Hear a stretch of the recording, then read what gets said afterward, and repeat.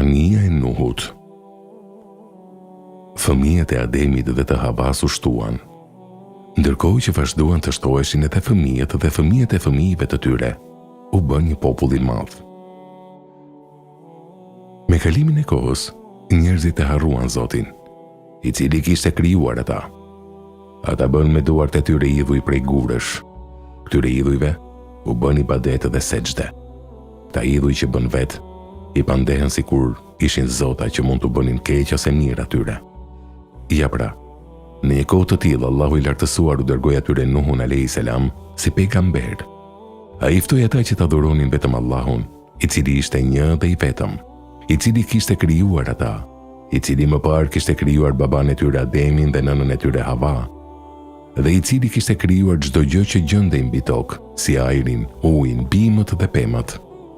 Allahu u kishte dhënë atyre mendje, në mënyrë që të mendonin, u kishte dhënë sy, në mënyrë që të shikonin, u kishte dhënë hund, në mënyrë që të nuhasnin, u kishte dhënë këmbë, në mënyrë që të ecnin. Për ta kishte krijuar diellin, hënën dhe yjet. Çdo gjë që gjendej mbi tokë e kishte krijuar për ata. Nuh alayhis salam shkoi tek populli i tij dhe i tha: "O populli im, ju i keni bërë këta idhuj me duart tuaja. Siç e dini edhe ju, këta janë thjesht gur. Ndërkohë, ju bëni sejdë dhe i adhuroni sikur të jenë zota të vërtet. O populli im, padyshim se Allahu është ai që ju ka krijuar. Ai ju jep rrezikun, sepse ai ju ka mësuar ta mbjellni tokën e t'i korrni të mbjellat, t'i zbusni kafshët dhe të kapni peshqit. Ai ju dërgon shi nga qielli, në mënyrë që të ketë ujë. Ja pra, adhuroni Allahun, i cili ju ka dhënë të gjitha këto dhe lëreni adhurimin e këtyre idhujve, që nuk kanë as dëm, as dobi për ju. O populli im, unë po ju këshilloj vetëm për hatër të Allahut. Për këtë punë që po bëj, nuk dua asnjë lloj pagese." Nisur nga këto fjalë disa njerëz thanë: "Betohemi në Allahun se këto fjalë janë të vërteta. Idhujt tanë nuk flasin dhe nuk lëvizin. Atëherë si mund të jenë zota? Pastaj, a mund të jetë zot një copë e kputur nga guri?" Ndërsa një pjesë tjetër tha: Jo, këta janë zota tanë. Ta nuk mund t'i lëm asnjëherë." Ata që i pranuan fjalët e Nuhut alayhis salam ishin njerëz të varfër dhe me zemër të pastër. Ata i besuan dhe i shkuan nga pas. E lanë adhurimin e idhujve dhe filluan të adhuronin vetëm Allahun. Por njerëzit e pasur dhe mendje mëdhenj thanë: "Kush na qen ka Nuhu? Pos njerëzit e çmendur dhe të varfër që i shkojnë pas. Ata nuk kanë asnjë vlerë te ne, andaj nuk do ta dëgjojmë në asnjë mënyrë fjalën e Nuhut." Nuhu alayhis salam shkoi përsëri tek këta njerëz të pasur dhe mendje mëdhenj. I ftoi që të adhuronin Allahun dhe ta linin adhurimin e idhujve. Disa prej tyre thanë: "O Nuh, mos vallje çmendur. Çfarë janë këto budallëqe dhe fjalë pa kuptimte që po na thua? Ti më parë ke qenë një njeri i mençur. Deri dje nuk kemi dëgjuar kështu fjalë të çuditshme prej teje. Çfarë të ka ndodhur?" Nuhu alayhis salam u tha atyre: "O populli im, unë nuk jam as pak i çmendur. Zoti më ka dërguar për t'ju thirrur në rrugë të drejtë nga që e keni lënë adhurimin e Zotit dhe keni filluar të adhuroni idhuj që i bëni me duart tuaja." Njëri prej tyre tha: "Mirë, po përse Allahu të ka zgjedhur ty ndërmjet nesh? Ti je një njeri i varfër, po ashtu nuk je më i mirë prej nesh. Atëherë përse të zgjodhi ty dhe të dërgoj si pejgamber te ne?" Nuhu alayhis salam ju përgjigj: "Edhe pse jam një njeri i varfër, zemrën e kam të dëlirë dhe jam i lidhur me gjithë shpirt ndaj Allahut. Allahu i do ata që kanë zemër të pastër dhe që janë të lidhur me gjithë shpirt ndaj tij. Nëse ja vini veshin fjalës time, Allahu do t'ju fusë në xhenet. Ai ju ka krijuar dhe ai do t'ua marrë jetën. Pastaj, po ai do t'ju ringjallë në ditën e Kiametit." Një tjetër prej tyre tha: "Dëgjonu, nëse dëshiron të besojmë dhe të ndjekim, për zërit të varfrit që ke përreth, ne nuk duam të jemi bashkë me ata të varfër. Ne jemi njerëz të pasur dhe fisnik." Nuhu alayhis salam u përgjigj: "Çfarë të keqe je kanë të varfrit?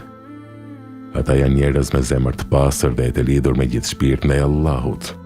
Allahu i do ata që kanë zemër të pastër dhe që janë të lidhur me gjithë shpirt ndaj tij. Nëse i përzë prej meje këta njerëz që s'kan asgjë të keqe, do t'ishte gjuna për mua." Nisur nga kjo populli tha: Atëherë shko dhe qëndro larg nesh. Mos na shqetëso më me mendimin se do të na flasësh përsëri. Por Nuhu a.s. ishte i vendosur. Ai këshilloi ata çdo ditë dhe i thirri në rrugën e drejtë. Njëherë i tha popullit të tij: "O populli im, unë friksohem se mos Allahu do t'ju zemrohet edhe do t'ju çojë ndonjë ndëshkim. Unë jam një prej jush dhe më vjen keq për ju." Edhe për këtë herë, disa prej tyre nuk ju përgjigjen Nuhut a.s. Ata shtireshin sikur nuk ishin dëgjuar asgjë. Nuhu a.s. u tha atyre: "Nëse nuk më respektoni mua nga që jam një njeri i varfër, paktën respektoni Allahun. Të pasuri ju a ka dhënë ai juve, fëmijët, pasurinë që posedoni dhe shëndetin, ai ju a ka dhënë." Pas kësaj ata i mbulonin fytyrat me rrobat e tyre, në mënyrë që të mos e shikonin Nuhun, ndërsa veshët i mbyllnin me gishtat e tyre në mënyrë që të mos e dëgjonin atë. Nuhu a.s. u përpoqi vazhdimisht që t'i këshillonte ata. E ngrinte zërin dhe i thoshte: "O populli im, kam frikë nga dita kur do t'ju vijë një ndëshkim shumë i ashpër. Më dëgjoni mua. Më ndiqni para se të vijë zemrimi i Allahut dhe ndëshkimi i ashpër i tij." Pasi Nuhu a.s. shkonte shpesh te ata për t'u folur në këtë mënyrë, ata i hoqën rrobat me të cilat kishin mbuluar fytyrat, e panë Nuhun me zemrim dhe i thanë: "O Nuh, ti po përpiqesh për ne dhe po na frikson me ndëshkim. Atëherë shko dhe na i sill ndëshkimin me të cilin na frikson. Nëse do të na vish edhe një herë pranë, do të dëgjoj me gur derisa të vrasim." Pastaj u kthyen nga njëri tjetri dhe thanë: "Ne nuk e lëm adhurimin e zotave tanë. Nuk i lëm në asnjë mënyrë zotat tanë të cilët janë Vedi, Suva, Jeuku, Jeguthi dhe Nesri." Pastaj u ndan dhe u larguan.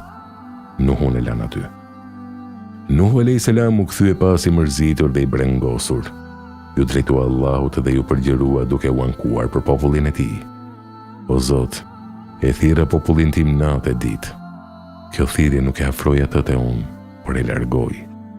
Kurdo që i thirra për te fjala jote, ata i vendosën gishtat në veshët e tyre, ndërsa fytyrat i mbuluan me rrobat e tyre. Këmbëngulën i natin e tyre dhe gjithmonë mburrën. I ftova haptazi. Pastaj u fola dhe këmbëngula shumë. O Zot, ata më kundërshtuan. Ata pasuan njerëzit e pasur, të cilëve fëmijët dhe pasuria nuk u solli gjë tjetër përveç se likësi." Kur disën vazhdimisht kurthe, e këshilluan njëri tjetrin që të mos e linin në asnjë mënyrë adhurimin ndaj zotave të tyre. Siç devijuan vetë, devijuan edhe njëri tjetrin. Atyre nuk i shtua asgjë tjetër përveç se tërbimi. Nuhu a.s. vazhdoi: "O Zot, mos e bëj këtë tokë vend për jo besimtarët. Nëse i lejon ata të jetojnë në tokë, do të harrojnë adhurimin tënd, do të bëjnë vetëm gjunahe dhe do të lindjen vetëm fëmijë mizor. O Zoti im, më fal mua. Fal edhe nënën, baban, të gjithë njerëzit e familjes time që të kanë besuar dhe të gjithë burrat e gratë që të kanë besuar." Ndërsa zullumqtarët shkatërroi. Allahu e pranoi lutjen e tij dhe i tha: "O Nuh, mos u mërzit dhe mos u brengos për ato që të kam bërë. Unë do t'i shkatërroj të gjithë zullumqtarët. Askush nuk do të shpëtoj përveç atyre që kanë besuar." Allahu i lartësuar e urdhëroi që të bënte një anije të madhe dhe të priste derisa t'i jepte përgëzimin në lidhje me të. Por Nuhu a.s. deri atë kohë nuk dinte se si mund të bëhej një anije.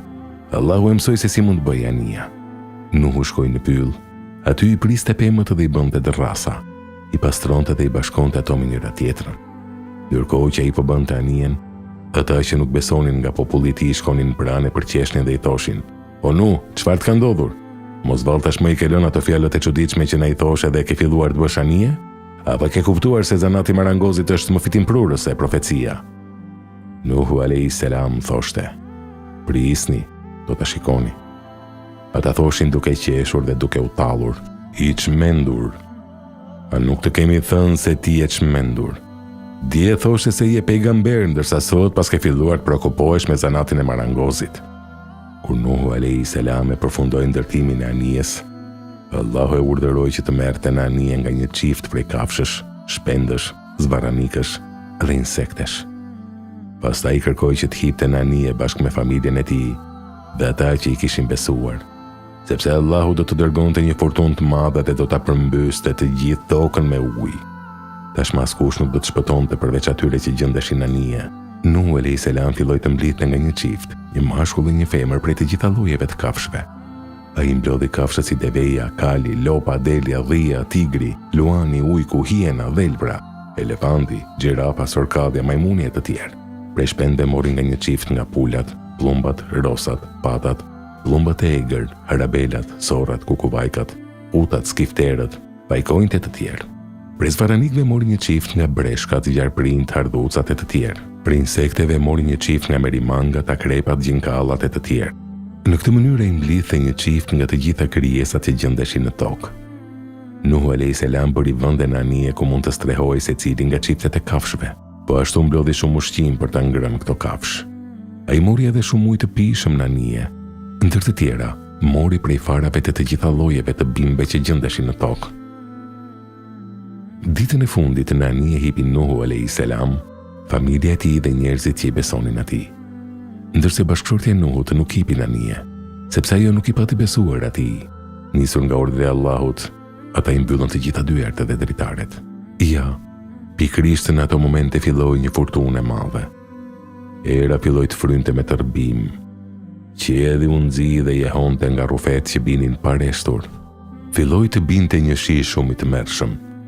Shiu binte sikur po zbrazej nga gjymat. Edhe nga toka filloi të shpërthente ujë. Kur niveli i ujit u ngrit shumë, anija filloi të lundronte. Uji e kaloi nivelin e shtëpive dhe të pembe. Zullumqtarët jo besimtar iknin të çoroditur prej frikës.